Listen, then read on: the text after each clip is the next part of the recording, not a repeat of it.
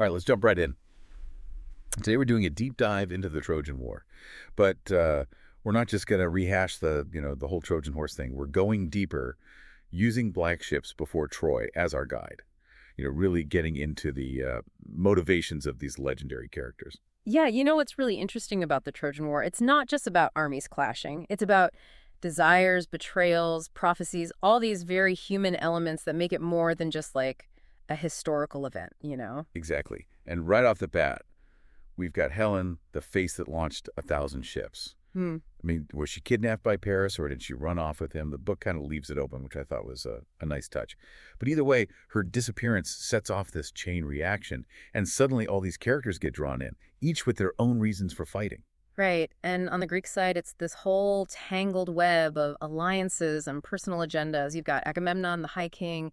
He's leading the charge. And yeah, he's bound by that oath to bring Helen back. But he also sees this as a chance to, flex his power, maybe even conquer Troy. So it's not just about avenging his brother. There's some ambition there, too. Definitely. And then you've got Menelaus, Helen's original husband. The book portrays him as, well, heartbroken, furious. He wants Helen back, of course, but it's also about pride. Oh, yeah, I bet. Having your wife run off with a Trojan prince. I mean, talk about a blow to your ego, especially in a warrior culture like that. I can imagine the other kings, whispering behind his back. Totally. And that wounded pride, it fuels his determination to get Helen back. Okay, so we've got Agamemnon, driven by power, Menelaus by love and vengeance, but then there's Achilles, the legendary warrior. What's his deal? Achilles. He's practically a force of nature on the battlefield. Black ships.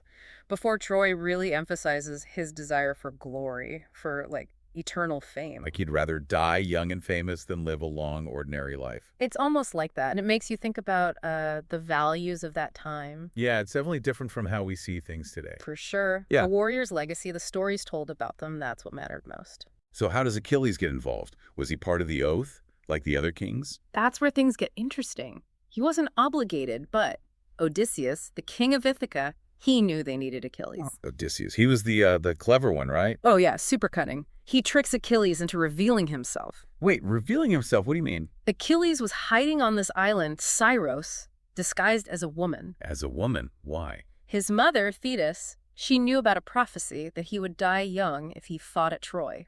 So she was trying to protect him. Exactly. But Odysseus, he sees right through the disguise. Oh. It's a brilliant scene, actually. Odysseus lays out weapons and women's things. Then a trumpet sounds, and only Achilles instinctively grabs a sword. So he outs himself as a warrior. Clever. Oh, yeah. It shows Odysseus' strategic thinking and Achilles' inescapable fate. Wow, so they got the most powerful warrior on their side now. But it sounds like things are getting complicated with all this fate and family drama. And don't forget about the Trojans. They've got their own stories, too. You've got King Priam. He just wants to protect his city and his people. Then there's Hector, his son, this really noble and courageous warrior. Sounds like the opposite of Achilles in some ways. You could say that Hector's fighting for his homeland, not for glory. Yeah. And of course, you've got Paris, the one who started this whole mess. By abducting Helen. Or eloping with her. Right, exactly. He's driven by passion, maybe a bit reckless, too. So it's not just a simple Greeks versus Trojan story, huh? There's so much more to these characters and their motivations. Absolutely. And there's one more character we need to talk about. Calchas, the soothsayer. He adds a whole other layer to this story. A soothsayer. Those guys always seem to predict bad things. Well, Calchas definitely plays a key role in shaping events. He's the one who reveals that the Greeks need Achilles to win the war. So Odysseus went after him because of Calchas. Interesting. What exactly is this soothsayer, though? Like a fortune teller? Kind of. In ancient Greece, they were thought to interpret signs and omens. They could see glimpses of the future, advise kings and leaders. So their words carried a lot of weight. For sure. And as we go deeper into Black Ships Before Troy, we'll see how Calchas' prophecies really impact the characters' choices. This is already getting so much more complex than I remember from school. Yeah. It's a story about fate, ambition, love, these clashing personalities. I'm hooked. What else does Black Ships Before Troy reveal about these characters? And what about the choices they're forced to make? Going back to Calchas for a sec, Black Ships Before Troy really shows us how important his role is. Like, early in the war, Agamemnon takes this young woman, Chryseis, as a prize. Okay, but I'm guessing she's not just any captive. You got it. Chryseis is the daughter of Chryses, a priest of Apollo. So you've got the god of music, poetry, and, oh yeah, plague and archery. He's not going to be happy about that. Yeah, that sounds like a bad idea. What happens? Does Apollo, like, curse them? It's pretty close. Chryses prays to Apollo for help, and Apollo unleashes this plague on the Greek camp. A plague. What? Yikes. Soldiers are dying left and right, so Agamemnon has to consult Calchas. To figure out what's going on. Like a divine detective, huh? Exactly. Calchas tells Agamemnon that Apollo is furious. He demands Chryseis be returned immediately. But Agamemnon's not going to give her up that easily, is he? Nope. He's way too proud and stubborn. He eventually agrees, but only if he gets a replacement prize. Oh, man, here we go. Yeah. He goes after Briseis, right? You know it. Achilles' war prize, the woman he actually cares about. And taking her away from Achilles, it's a direct challenge to his honor, his status. So it's not just about the woman herself, it's a power play. Absolutely. And the book really captures how angry Achilles is. He feels betrayed, disrespected, so he refuses to fight anymore. He just quits. He basically withdraws from the war and takes his Myrmidon warriors with him. Wow, that's got to hurt the Greeks.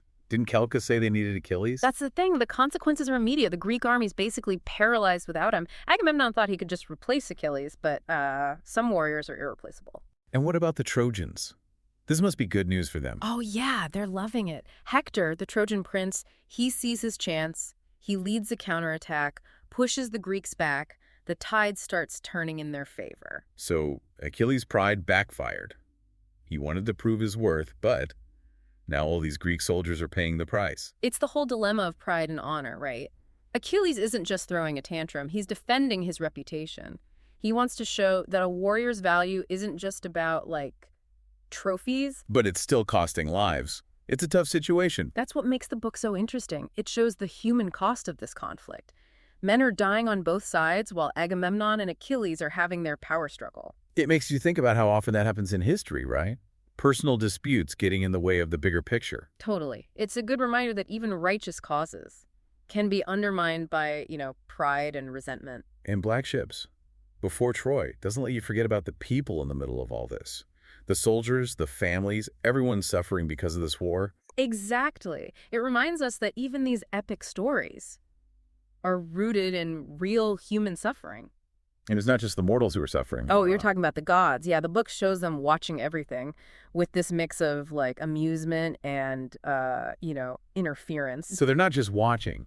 They're getting involved. Yeah, they take sides, use the mortals as pawns. So on top of the prophecies and the power struggles, we've got the gods meddling too. It's like their own little soap opera. Aphrodite, the goddess of love. She sides with the Trojans because she's, fond of Paris. Makes sense. She even helps him escape from Menelaus in battle. Divine intervention. But isn't Athena on the side of the Greeks? Exactly. It's like they're playing chess with the mortals. And it raises the question, like, how much control do humans really have? If the gods are pulling the strings, are we really free to make our own choices? Yeah, it's a big question. And the book doesn't really give us a straight answer. Right. But it makes us think about fate, free will, all those Yeah. big ideas. And then there are the prophecies, like Calchas saying the Greeks need Achilles. And the book is full of these hints about what's going to happen. It's like this sense of destiny hanging over everyone. So it's not just the gods manipulating things. There's this feeling of inevitability too. That's what's so cool about this story. It layers these different forces. Human ambition, divine intervention, prophecy. And it asks us to consider how they all work together to shape what happens. It's kind of mind-blowing when you think about it. It is. But even with all that, the book never loses sight of the human side of things. We see incredible acts of courage, heartbreaking losses, moments of hope. Because in the end, it's those human stories that we connect with. Right. We may not be fighting Trojans or mythical beasts, but we can relate to their struggles, their triumphs and failures. Because it's a story about us, really, about what it means to be human. We've talked a lot about the big personalities, the gods, the prophecies. But one thing that really stayed with me from Black Ships Before Troy is the human cost of this whole conflict. Yeah, it's definitely there. The book doesn't shy away from the brutality of war.